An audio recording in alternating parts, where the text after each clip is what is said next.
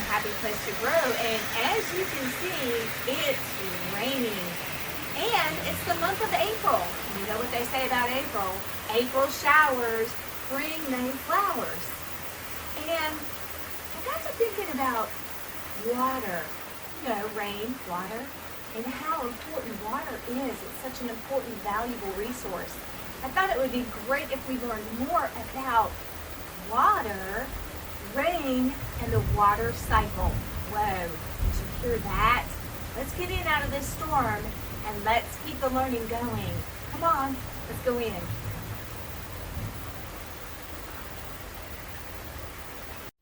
Hey kids, I'm back inside. The storm has passed, thankfully. I'm glad you decided to join me back in for some more learning about water and the water cycle. Now, of course, you know it's the month of April. April showers bring May flowers, and it's a time for us to think about this wonderful natural resource that we have on our planet Earth. So I'm going to ask you a question before we start learning. What do you think you already know about water? I bet you know a lot already, but you know there's always more information and knowledge that we can gather. Now I'm going to tell you a few quick facts that I know. I think you'll find these very fascinating. First of all, most of the earth is covered by water, about 71%. And that water coverage is mostly from our oceans, so it's salty. But what about the fresh water on Earth? Most of our fresh water is in the form of ice. Bet you didn't know that fact. And hey, something about humans and water. Did you know humans are mostly made up of water? Babies are over 70% made up of water, and then adults are 55 to 60% made of water. That's crazy.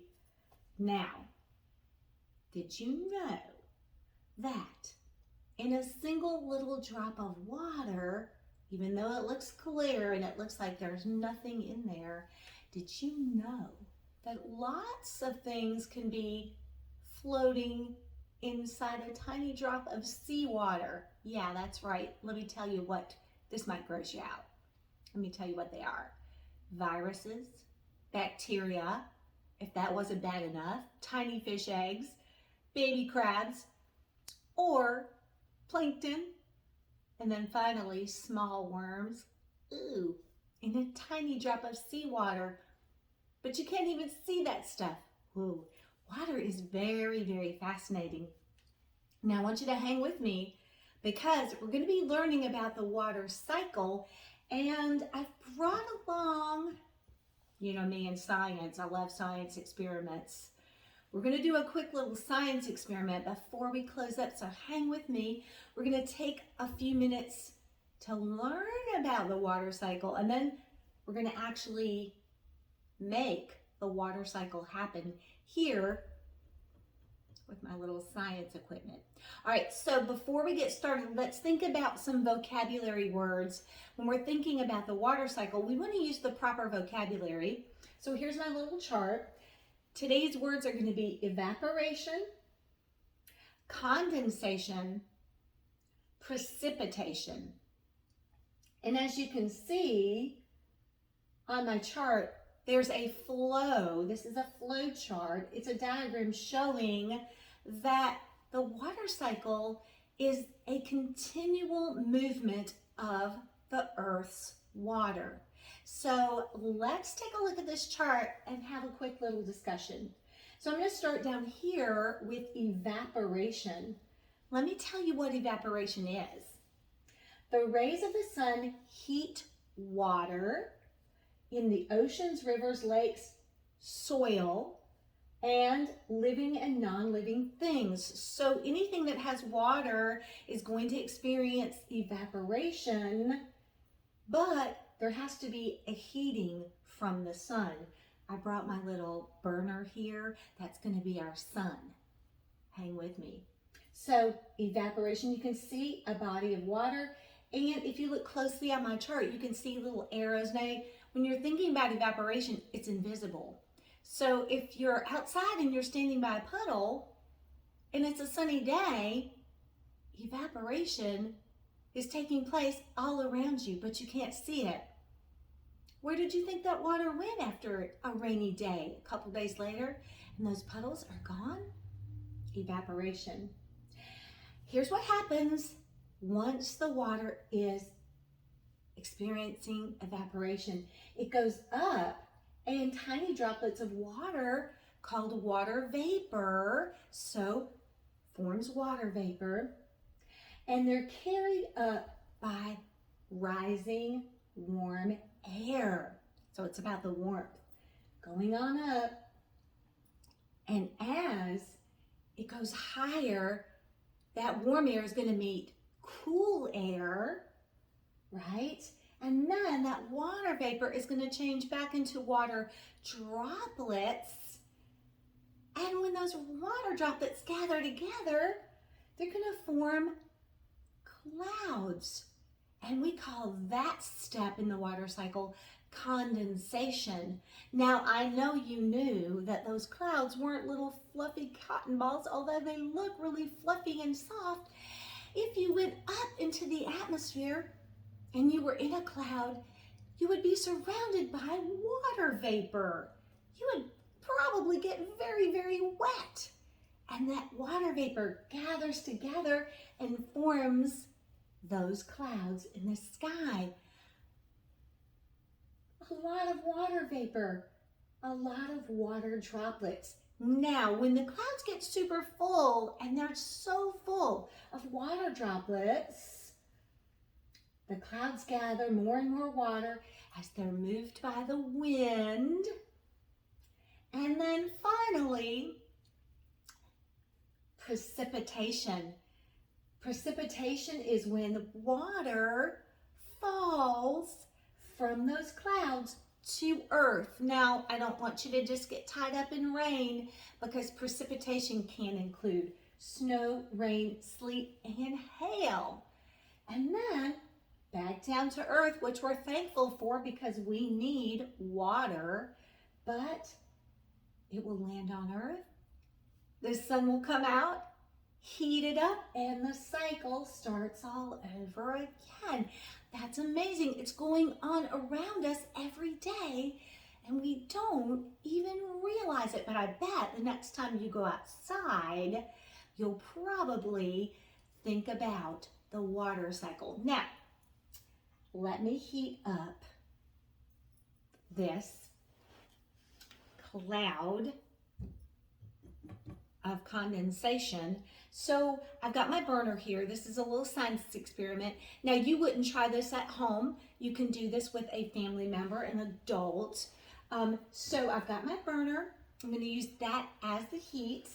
You can probably hear it's starting to heat the water up. That is in here. There's some water. So we start with the water. We're going to do evaporation. And I'm going to catch the evaporation. I'm going to catch so that we can actually see it. I'm going to lift this lid off in just a minute, and we should see water vapor. We should see that water vapor situation. Can you see it? It's going to steam up here pretty soon. So the water is heating.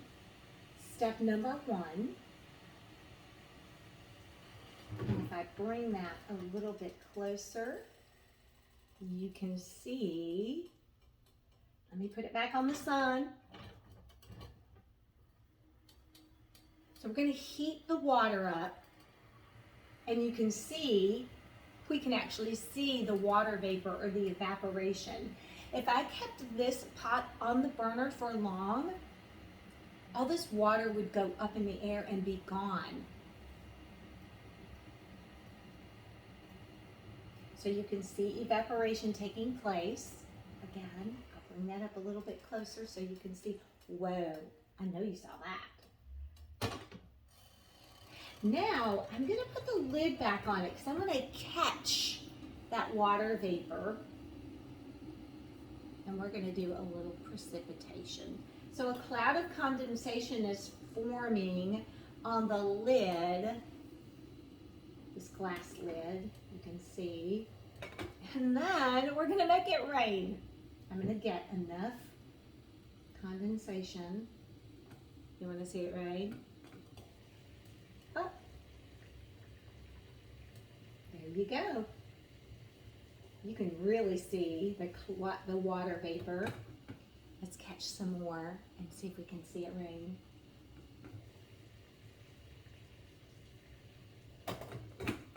Hey, that's pretty cool. I love to do that experiment because it really shows how the water cycle is working all around us. And you can see on that lid,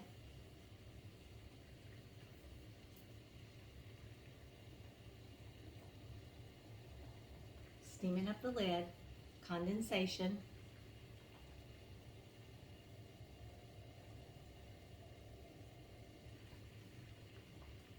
And then it's raining little droplets. Well, I hope that you have had fun learning about the water cycle. You know, water is so valuable and so important. We can't have life without water. So as we're thinking in the month of April about how valuable water is, I want you to think about the water cycle. There we go, there's some rain.